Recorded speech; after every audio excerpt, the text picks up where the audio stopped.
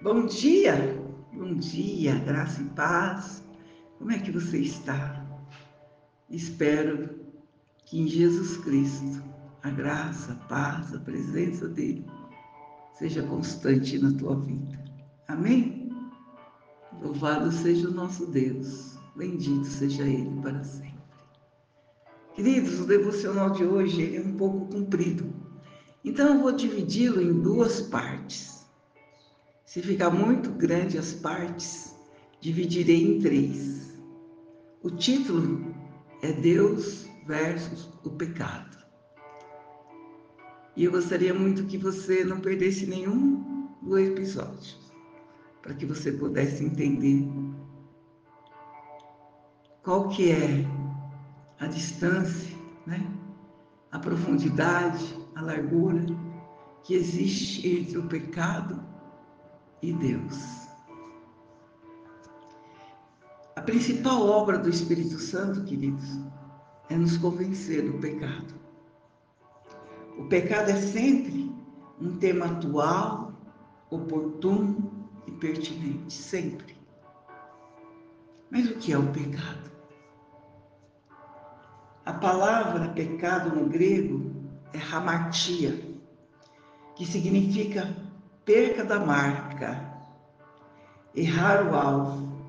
Quando nós pecamos, nós perdemos a marca, nós erramos o alvo, saímos do trilho, saímos do caminho, saímos debaixo da vontade de Deus e principalmente entristecemos o Espírito Santo.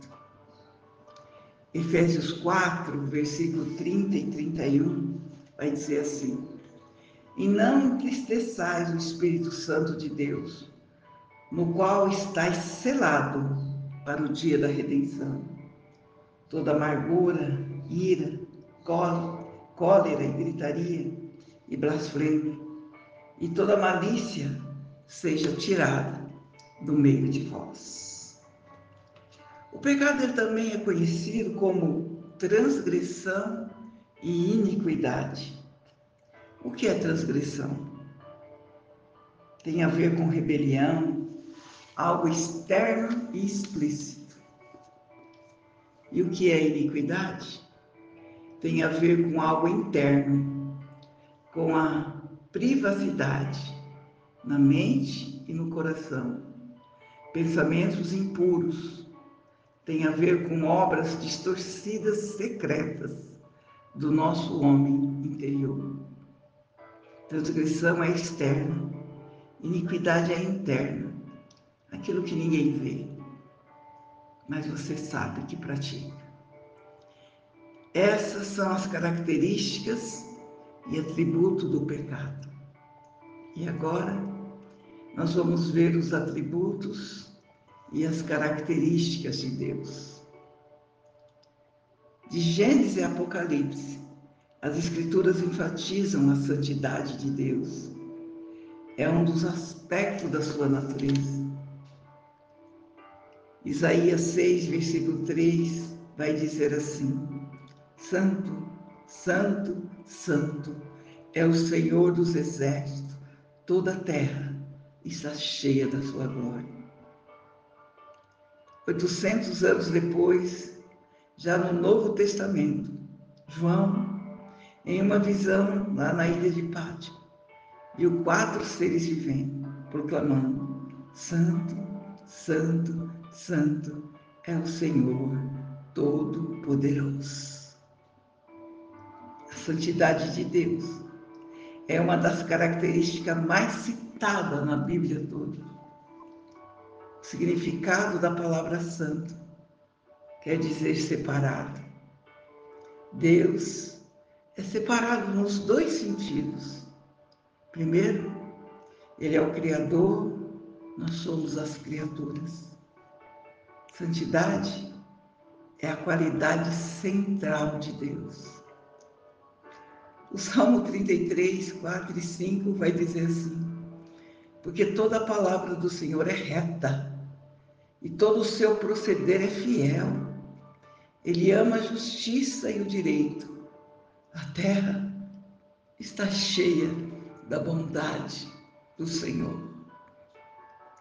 E dessa forma, Ele ama os justos, os santos, e rejeita a iniquidade e malfeitores e os pecadores.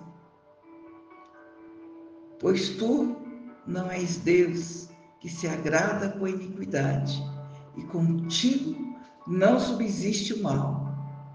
Os arrogantes não permanecerão à tua vista.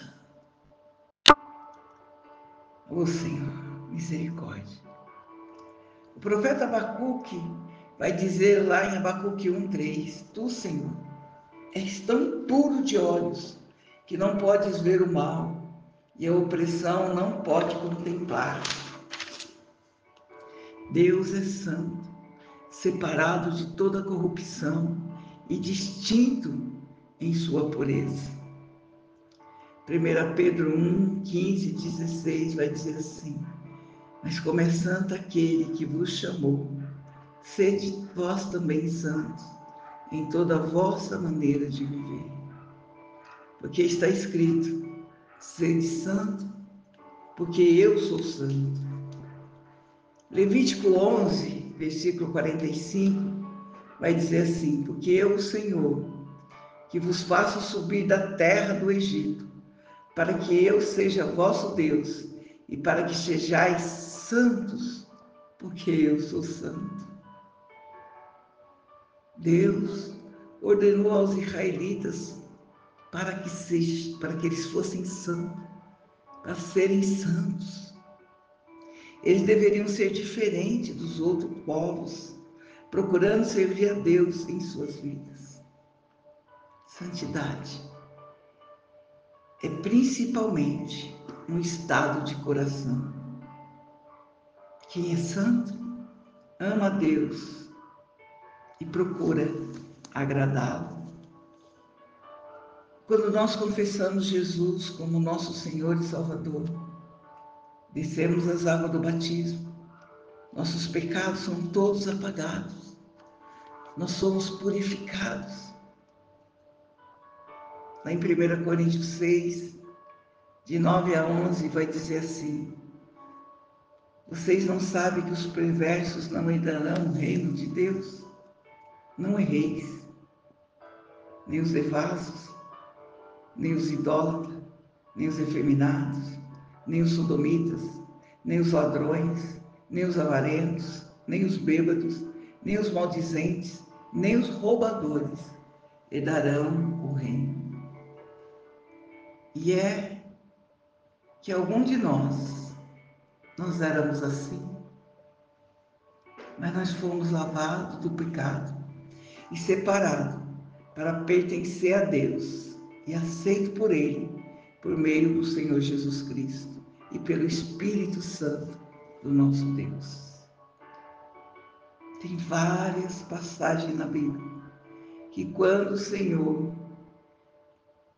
o homem se vê face a face com a santidade de Deus, ele se desespera e quer fugir. Vários exemplos na Bíblia. Quando o Senhor queria falar com o povo, pedia para que Moisés convocasse o povo. Quantas vezes, quando o Senhor se aproximava da terra, e os montes tremiam, relâmpago, fogo caindo, o povo fugia com medo da presença do Todo-Poderoso Deus. O profeta Isaías também passou por essa experiência, se escondendo na caverna. Mas ele estava sendo chamado para ser profeta. E ele acabou tendo a visão. Os serafins, lá em Isaías 6, eu vou ler do 1 ao 7, eles guardavam a santidade do Senhor. Isaías 6, do 1 ao 7, vai dizer assim, no ano em que o rei Uzias morreu, eu vi o Senhor sentado num alto e elevado trono. O seu manto se estendia pelo templo inteiro, e em volta deles estavam os serafins. Cada um deles tinha 6 asas. Com 2 eles cobriam o rosto, com 2 o corpo, com 2 voavam. E eles diziam em alta voz um para os outros: Santo, Santo, Santo é o Senhor Todo-Poderoso. A sua presença gloriosa enche o mundo inteiro. O barulho das vozes dos serafins fez tremer os alicerces do templo e foi ficando cheio da fumaça.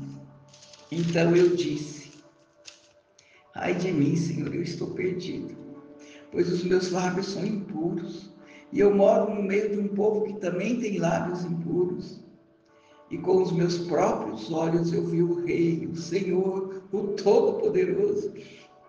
Aí um dos serafins voou para mim, segurando com uma tenaz uma brasa que havia tirado do altar.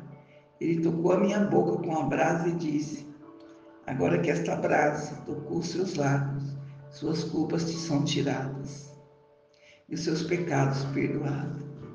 Aleluia! Ele estava sendo chamado para ser profeta. Que linda essa visão! 6 asas. Com 2 eles cobriam o rosto, indicando reverência. Com as outras 2 eles cobriam os pés, mostrando modéstia e humildade. Com as 2 asas restantes eles voavam, mostrando-se pronto para o serviço.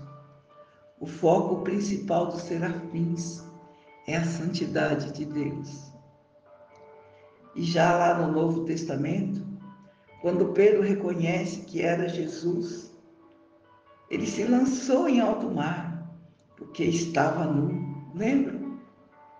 Ele falou: Senhor, eu não posso estar assim na sua presença.